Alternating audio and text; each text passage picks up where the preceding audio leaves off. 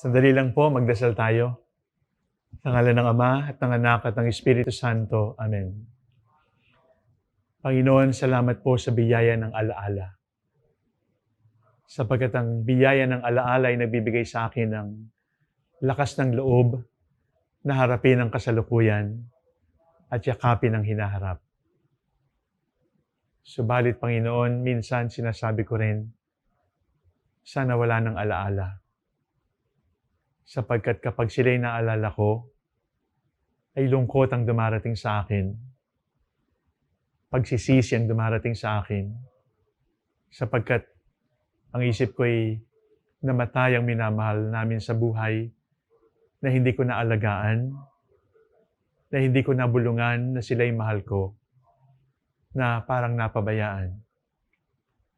Panginoon, tanggapin po ninyo sa inyong kaharian ang aming mga yumaong kapatid, kaibigan, mga minamahal.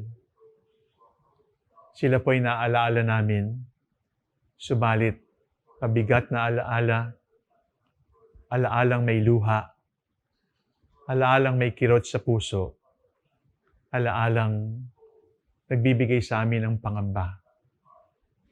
Baguhin po ninyong alaalang ito at ibilang po ninyong mahal sa buhay sa inyong dakila at mapagmahal na alaala.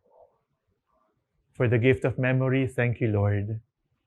Lord, welcome our departed loved ones into your everlasting memory. Amen. In the name of the Father, and of the Son, and of the Holy Spirit. Amen.